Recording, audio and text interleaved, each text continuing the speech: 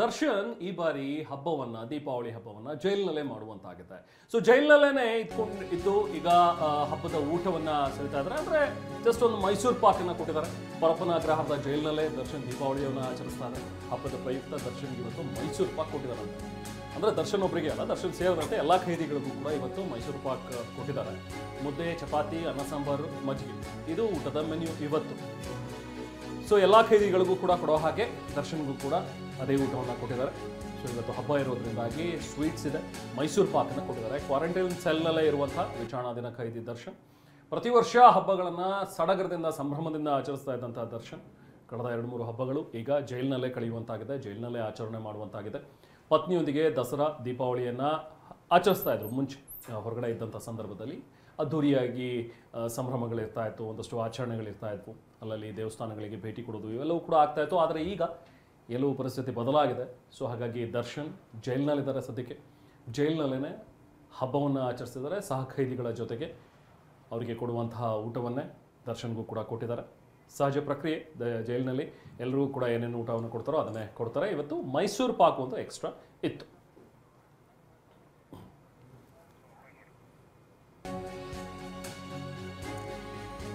ದರ್ಶನ್ಗೆ ದಸರಾನೂ ಇಲ್ಲ, ದೀಪಾವಳಿನೂ ಇಲ್ಲ. ಅದ್ಧೂರಿಯಾಗಿ ಹಬ್ಬವನ್ನ ಆಚರಿಸ್ತಾ ಇದ್ದ ದಾಸನಿಗಿಲ್ಲ ಈ ಬಾರಿ ಹಬ್ಬದ ಸಂಭ್ರಮ ಸಡಗರ.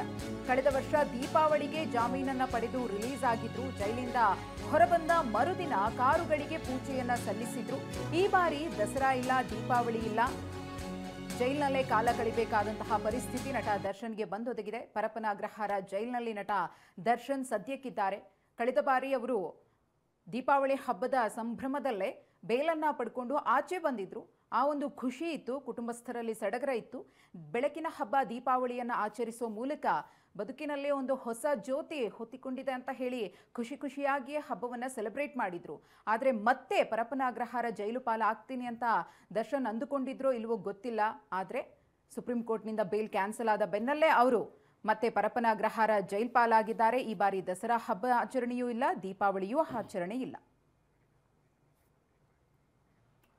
ಬರೀ ದರ್ಶನ್ ಕಥೆ ಮಾತ್ರ ಅಲ್ಲ, ಪವಿತ್ರ ಕಥೆ ಕೂಡ ಇದೇನೆ. ಯಾಕಂದ್ರೆ ಪವಿತ್ರ ಕೂಡ ಜೈಲಿನಲ್ಲೇ ಇದ್ದಾರೆ. ಸೊ ಜೈಲಿನಲ್ಲೇ ಈಗ ದೀಪಾವಳಿ ಮಾಡಬೇಕಾದಂತಹ ಅನಿವಾರ್ಯತೆ. ಆದರೆ ಪವಿತ್ರ ಗೌಡ ಕಣ್ಣೀರು ಹಾಕಿದಾರಂತ ಇವತ್ತು. ಯಾಕೆ ಅಂತ ಹೇಳಿದ್ರೆ ಪ್ರತಿ ಸಾರಿ ಹಬ್ಬಗಳನ್ನು ತಮ್ಮ ಮಗಳ ಜೊತೆಗೆ ಆಚರಿಸ್ತಾ ಇದ್ರು. ಆದರೆ ಈ ಬಾರಿ ಮಗಳ ಜೊತೆಗೆ ಇಲ್ಲ.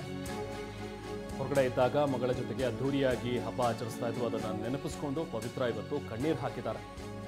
ಮಗಳೊಂದಿಗೆ ಮನೆಯಲ್ಲಿ ಬಗೆ ಬಗೆಯ ಅಡುಗೆ ಮಾಡ್ತಾ ಇದ್ರು. ವಿಶೇಷವಾಗಿ ಕಜ್ಜಾಯ ಮಾಡಿ ಸವಿತಾ ಇದ್ದಂತಹ ಪವಿತ್ರ ಇದೀಗ ಜೈಲಿನ ಮೆನು ಪ್ರಕಾರ ಊಟವನ್ನು ಸೇವಿಸಿದ್ದಾರೆ. ಅವ್ರಿಗೂ ಕೂಡ ಮುದ್ದೆ, ಚಪಾತಿ, ಅನ್ನ ಸಾಂಬಾರು ಕೊಟ್ಟಿದ್ದಾರೆ.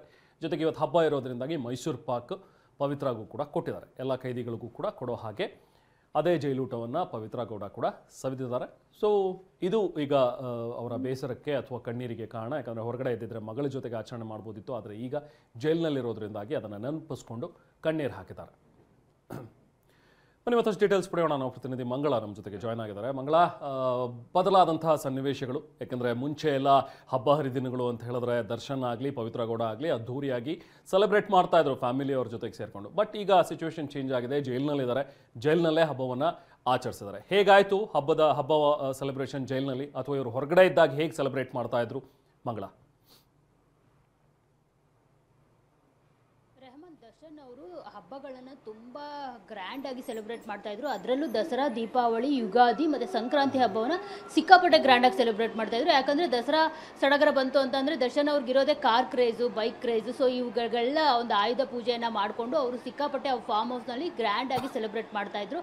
ಇನ್ನು ದೀಪಾವಳಿ ಅಂತ ಬಂತು ಅಂತಂದರೆ ಅವರ ಮನೆ ಮುಂದೆ ಪಟಾಕಿ ಸುರಿಮಳೆನೇ ಆಗ್ತಾ ಇತ್ತು ಅಂತ ಅನ್ಸುತ್ತೆ. ಆ ರೀತಿ ಒಂದು ಗ್ರ್ಯಾಂಡಾಗಿ ಅದ್ಧೂರಿಯಾಗಿ ಹಬ್ಬವನ್ನು ಅವರು ಆಚರಣೆ ಮಾಡ್ತಾ ಇದ್ದಿದ್ದಂಥದ್ದು. ಸಂಕ್ರಾಂತಿ ಗೊತ್ತಿರುವಂಥದ್ದೇ, ಅವರು ಅಂದರೆ ಪ್ರಾಣಿಗಳ ಪ್ರೇಮಿ ಆಗಿರೋದ್ರಿಂದ ಸೊ ಸಾಕು ಪ್ರಾಣಿಗಳಿಗೆಲ್ಲ ಒಂದಷ್ಟು ಪೂಜೆ ಮಾಡಿಕೊಂಡು ಮತ್ತು ಒಂದಷ್ಟು ಏನು ಸಾಕಷ್ಟು ಸೆಲೆಬ್ರೇಟ್ ಮಾಡ್ತಾಯಿದ್ರು. ಇಡೀ ಫಾರ್ಮ್ ಹೌಸ್ಗೆ ಎಲ್ಲ ನಮ್ಮ ಫ್ಯಾಮಿಲಿನ ಕರ್ಕೊಂಡು ಹೋಗಿ ಈ ಒಂದು ರೀತಿಯಲ್ಲಿ. ಇನ್ನು ಯುಗಾದಿ ಹಬ್ಬ ಅಂತ ಅಂದರೆ ಇಡೀ ಕರ್ನಾಟಕಕ್ಕೆ ಒಂದು ರೀತಿ ಅದು ದೊಡ್ಡ ಹಬ್ಬ. ಹೀಗಾಗಿ ಆ ಹಬ್ಬವನ್ನು ಕೂಡ ಜೋರಾಗಿ ಸೆಲೆಬ್ರೇಟ್ ಮಾಡ್ತಾಯಿದ್ರು. ಇನ್ನು ನೋಡಿ, ಈ ದೀಪಾವಳಿ ಬಂತು ಅಂತ ಅಂದರೆ ದರ್ಶನ್ ಅವ್ರಿಗೆ ಅದೆಷ್ಟು ಗಿಫ್ಟ್ಗಳು ಬರ್ತಾಯಿತ್ತು, ಅದೆಷ್ಟು ಪಟಾಕಿಗಳು ಬರ್ತಾಯಿತ್ತು, ಅದೆಷ್ಟು ಸ್ವೀಟ್ಸ್ಗಳು ಬರ್ತಾಯಿತ್ತೋ ಗೊತ್ತಿಲ್ಲ.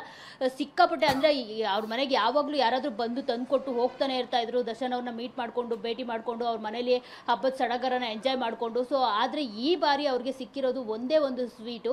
ಸೊ ಇಷ್ಟು ವರ್ಷಗಳ ಕಾಲ ಅವರ ಮುಂದೆ ಅದೆಷ್ಟು ಸ್ವೀಟ್ಗಳಿತ್ತು ಅದನ್ನು ತಿಂದಿದ್ರೋ ಬಿಟ್ಟಿದ್ರೋ ಗೊತ್ತಿಲ್ಲ. ಆದರೆ ಈ ವರ್ಷ ಅವರಿಗೆ ಜೈಲಿನಲ್ಲಿ ಸಿಕ್ಕಿರೋದು ಮೈಸೂರು ಪಾಕ್ ಅಷ್ಟೇನೆ. ಜೊತೆಗೆ ಇನ್ನೂ ಒಂದು ಹೇಳಬೇಕು ಅಂತಂದರೆ, ಕಳೆದ ವರ್ಷ ಅಕ್ಟೋಬರ್ 30ರಂದು ದರ್ಶನ್ ಅವರು ಜಾಮೀನು ಪಡೆದುಕೊಂಡು ಜೈಲಿನಿಂದ ಆಚೆ ಬಂದಿದ್ರು. ಆದರೆ ಬಂದ ನಂತರ ಅವರು ತುಂಬಾ ಜೋರಾಗಿ ದೀಪಾವಳಿನ ಸೆಲೆಬ್ರೇಟ್ ಮಾಡಿದ್ರು. ಯಾಕಂದರೆ ದಸರಾ ಹಬ್ಬಕ್ಕೆ ಅವ್ರು ಇರಲಿಲ್ಲ. ಸೊ ಹೀಗಾಗಿ ಅವರ ಕಾರ್ ಪೂಜೆಗಳನ್ನ ಮಾಡಿಕೊಂಡು ಕಾರ್ಗೆಲ್ಲ ಈ ಹೊಸಕೆರೆಯಲ್ಲಿ ಅಪಾರ್ಟ್ಮೆಂಟ್ಗೆ ಕರೆಸ್ಕೊಂಡು ಅಲ್ಲೇ ಕಾರ್ಗಳಿಗೆ ಪೂಜೆ ಮಾಡಿ ದೀಪಾವಳಿನಂತೂ ತುಂಬಾ ಸಡಗರದಿಂದ ಅವರು ಸೆಲೆಬ್ರೇಟ್ ಮಾಡಿದ್ರು. ಇಡೀ ಫ್ಯಾಮಿಲಿ ಒಟ್ಟಾಗಿದ್ರು. ಎಲ್ಲರೂ ಅವ್ರ ತಾಯಿನ ಎಲ್ಲರನ್ನೂ ಕರೆಸ್ಕೊಂಡು ದೀಪಾವಳಿನ ಸೆಲೆಬ್ರೇಟ್ ಮಾಡಿದ್ದಂಥದ್ದು. ಆದರೆ ಅವ್ರಿಗೆ ಅಂದರೆ ಅವ್ರ ಗ್ರಹಚಾರನೋ ಏನೋ ಗೊತ್ತಿಲ್ಲ. ಸೊ ಮತ್ತೆ ಈಗ ಅವರು ಸುಪ್ರೀಂ ಕೋರ್ಟ್ನಲ್ಲಿ ಬೇಲ್ ರದ್ದಾದ ಕಾರಣ ಮತ್ತೆ ಜೈಲ್ಗೆ ಹೋಗಿರುವಂಥದ್ದು. ಇವತ್ತು ದೀಪಾವಳಿನ ಅಲ್ಲೇ ಸೆಲೆಬ್ರೇಟ್ ಮಾಡಿರುವಂಥದ್ದು. ಜೈಲ್ನಲ್ಲಿ ಜೈಲ್ ಮೆನು ಪ್ರಕಾರ ಏನಿರುತ್ತೋ ಅದೇ ಇವತ್ತು ಕೊಟ್ಟಿರುವಂಥದ್ದು. ಒಂದು ಸ್ವೀಟ್ ಕೊಡಬೇಕು ಇವತ್ತು ದೀಪಾವಳಿ ಹಬ್ಬ ಅಂತ ಹೇಳ್ಬಿಟ್ಟು ಒಂದು ಮೈಸೂರು ಪಾಕ್ ಕೊಟ್ಟಿದ್ದಾರೆ. ಜೊತೆಗೆ ಮುದ್ದೆ, ಚಪಾತಿ, ಅನ್ನ, ಸಾಂಬಾರ್ ಮತ್ತೆ ಮಜ್ಜಿಗೆ. ಸೊ ಒಂದು ರೀತಿ ದರ್ಶನ್ ಅವ್ರಿಗೆ ಹೇಳ್ಬೇಕು ಅಂತಂದ್ರೆ ರಾಜನ್ ಥರ ಇದ್ರು ಒಳಗಡೆ ಇದ್ದಾಗ.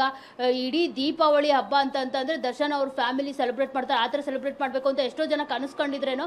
ಸೊ ಈಗ ಅವರು ನೋಡಿದ್ರೆ ಆ ಥರ ಹೊರಗಡೆ ಇದ್ದಾಗ ಆ ಥರ ಇದ್ರು, ತುಂಬಾ ಒಂದು ರೀತಿ ರಾಜನಂತೆ. ಆದರೆ ಈಗ ಜೈಲಿನಲ್ಲಿ ಒಂದೇ ಒಂದು ಮೈಸೂರು ಪಾಕಕ್ಕೆ ಸೀಮಿತ ಆಗಬೇಕಾಗಿದೆ. ಇನ್ನು ದರ್ಶನ್ ಅವ್ರದ್ದು ಈ ಪರಿಸ್ಥಿತಿ ಅಂತ ಅಂದರೆ ಪವಿತ್ರ ಗೌಡ ಅವರು ಇವತ್ತು ಕಣ್ಣೀರು ಹಾಕಿರುವಂಥದ್ದು. ಯಾಕಂದರೆ ಪವಿತ್ರ ಗೌಡ ಅವರು ಏನು ದುರ್ಗೆಯನ್ನು ಪೂಜೆ ಮಾಡ್ತಾರೆ. ದೀಪಾವಳಿ ಹಬ್ಬ ಅಂತ ಬಂದಾಗ ನಾವು ದುರ್ಗೆಯನ್ನೇ ಪೂಜೆ ಮಾಡೋದು. ಹೀಗಾಗಿ ಅವ್ರು ರೆಡ್ ಕಾರ್ಪೆಟ್ ಸ್ಟುಡಿಯೋದಲ್ಲಾಗಿರ್ಬೋದು, ಅವರ ಮನೆಯಲ್ಲಾಗಿರ್ಬೋದು ತುಂಬಾ ವಿಶೇಷವಾಗಿ ಒಂದಷ್ಟು ಪೂಜೆಯನ್ನು ಇಟ್ಕೊಳ್ತಿದ್ರು. ಮತ್ತು ಅಡುಗೆ ಮಾಡಿ ಒಂದಷ್ಟು ತಿನಿಸುಗಳನ್ನ ಮಾಡಿಕೊಂಡು ಇಡೀ ಫ್ಯಾಮಿಲಿ ಜೊತೆ ಅವರು ಒಂದು ಸಡಗರವನ್ನು ಸೆಲೆಬ್ರೇಟ್ ಮಾಡ್ತಾ ಇದ್ರು. ಎಲ್ಲರೂ ಒಟ್ಟಿಗೆ ಕುತ್ಕೊಂಡು ಊಟ ಮಾಡೋದಾಗಿರಲಿ, ಒಂದು ರೀತಿ ಗ್ರ್ಯಾಂಡಾಗಿ ಆಚರಣೆ ಮಾಡ್ತಾ ಇದ್ರು ಈ ಹಬ್ಬವನ್ನು. ಇವತ್ತು ಅವರು ಕೂಡ ಇದನ್ನೆಲ್ಲ ಜ್ಞಾಪಿಸ್ಕೊಂಡು ಕಣ್ಣೀರನ್ನು ಹಾಕಿರುವಂಥದ್ದು. ಯಾಕಂದರೆ ಹೊರಗಡೆ ಇದ್ದಿದ್ರೆ ಮಗಳ ಜೊತೆ ನಾನು ಸೆಲೆಬ್ರೇಟ್ ಮಾಡ್ತಾ ಇದ್ದೆ ಹಬ್ಬವನ್ನು, ಈಗ ಆ ಪರಿಸ್ಥಿತಿ ಇಲ್ಲ ಅನ್ನೋ ಒಂದು ನಿಟ್ಟಿನಲ್ಲಿ ಅವರೆಲ್ಲರೂ ಒಂದು ರೀತಿ ದುಃಖ ಪಟ್ಟಿರುವಂಥದ್ದು. ಇವತ್ತು ಹಬ್ಬ ಎಲ್ಲರಿಗೂ ಬೆಳಕು ತಂದಿದೆ. ಆದರೆ ದರ್ಶನ್ ಮತ್ತೆ ಪವಿತ್ರ ಗೌಡಗೆ ಮಾತ್ರ ಒಂದು ರೀತಿ ಕತ್ತಲು ಆವರಿಸ್ಕೊಂಡಿದೆ ದೀಪಾವಳಿ ಹಬ್ಬದ ದಿನ ಅಂತಾನೆ ಹೇಳ್ಬೋದು. ರೆಹಮಾನ್, ಥ್ಯಾಂಕ್ ಯು ಮಂಗಳ.